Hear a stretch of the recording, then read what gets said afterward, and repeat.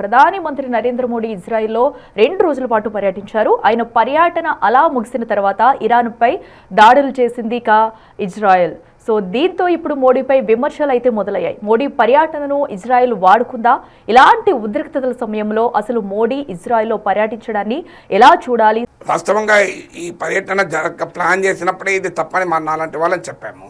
ఇజ్రాయెల్కు ఈ టైంలో వెళ్ళడం ఇది డిప్లొమాటిక్ బ్లండర్ అది. ఎందుకంటే మనకు అనుభవం ఉంది ఆల్రెడీ.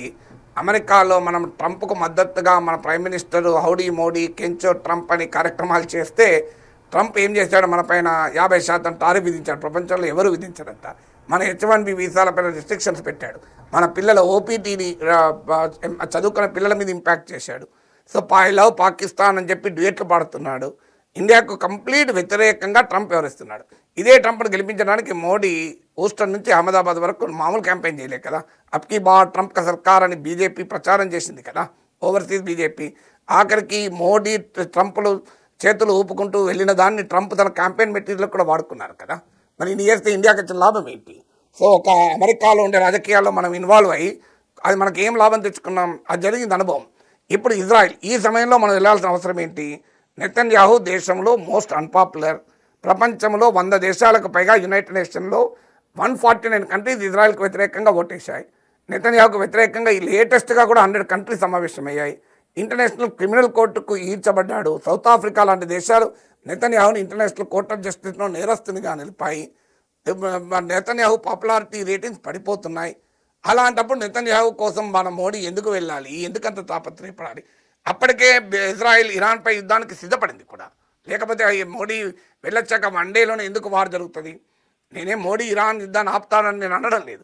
ఇప్పుడు మన వాళ్ళు చావు కబురు సల్లగా చెప్పినట్లు మోడీ ప్రభుత్వం సావర్నిటీ అండ్ టెరిటోరియల్ ఇంటగ్రిటీని కాపాడాలి. అయ్యా మాట నెతన్యాహుకి ఎందుకు చెప్పి రాలేదు? మీరు రష్యా దగ్గరికి వెళ్ళి this is not the Ira war, ఇది యుద్ధకాలం కాదు అన్నారు. మరి అది కూడా నెతన్యాహు కూడా గట్టిగా చెప్పుంటే బాగుండేది కదా. మీరు ఇజ్రాయెల్ పైన హమాస్ దాడినో తీవ్రంగా ఖండించారు, ఖండించాల్సింది తప్పలేదు. కానీ హమాస్లో 60,000 మంది ఇజ్రాయెల్ చంపితే మరి ఎందుకు ఖండించారు? సో అందులో ఇప్పుడు ఏం చెప్తారు? ఇజ్రాయెల్ వైపుగా ఇజ్రాయెల్ వర్సెస్ ఇరాన్ నడుస్తుంటే మనకు 2 దేశాలతో మంచి సంబంధాలు ఉన్నప్పుడు మనకేం పని ఇజ్రాయెల్ వైపు ఉండడం? సో ఎవరు అడిగారు ఇండియాని ఇజ్రాయెల్ వైపు ఉండమని? ఎందుకంటే గల్ఫ్ దేశాల్లో మన ఇంట్రెస్ట్ ఉన్నాయి. 90 లక్షల నుంచి 1 కోటి మంది భారతీయులు అక్కడ ఉన్నారు. మనకు ఫారిన్ రెమిటెన్సెస్ ఉన్నాయి. మన ఆయిల్ సప్లైస్లో 40 to 50% ఆయిల్ అక్కడ నుంచి వస్తుంది, 80% ఆఫ్ ఎల్పీజీ అక్కడ నుంచి వస్తుంది, 55% ఆఫ్ ఎల్ఎన్జీ వస్తుంది. ఇంత స్ట్రాటజిక్ ఇంట్రెస్ట్లు మనకు గల్ఫ్ ప్రాంతంలో ఉంటే మనం ఎందుకు సైడ్ తీసుకోవాలి? అవసరం ఏముంటుంది మనకు? ఎందుకు మోడీ వెళ్ళాడు అంటే కేవలం నెతన్యాహును ఉద్ధరించడానికి భారతదేశ ప్రతిష్టను ఎందుకు ఇన్వెస్ట్ చేయాలనే ప్రశ్న ఆటోమేటిక్ ఉత్పన్న అవుతుంది కదా. ఇప్పుడు ఏం చెప్తారు? నువ్వు ఇజ్రాయెల్కి వెళ్తేవి, ఇజ్రాయెల్ పార్లమెంట్లో మాట్లాడుతూ నెతన్యాహును ఆకాశానికి ఎత్తుతుంది, ఇజ్రాయెల్ పట్ల కంప్లీట్ సాలిడారిటీ వ్యక్తం చేసి వచ్చిన 1 డేకు వాళ్ళు ఇరాన్ పైన భయంకరంగా దాడి చేస్తున్నాడు.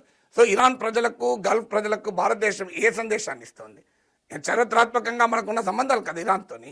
సో అందువల్ల it's a very big diplomatic blunder Modi ఈ టైంలో వెళ్ళడం. టైమింగ్ ఇది ఆల్సో మోస్ట్ అండర్పర్చ్యూన్. ఇజ్రాయెల్తో సంబంధాలు ఉండకూడదని నేను ఏమంటలేను. స్టే దాడిపోయింది, చాలా ఏం లేదు, 30 ఏళ్ళైంది మన సంబంధాలు పెట్టుకుని.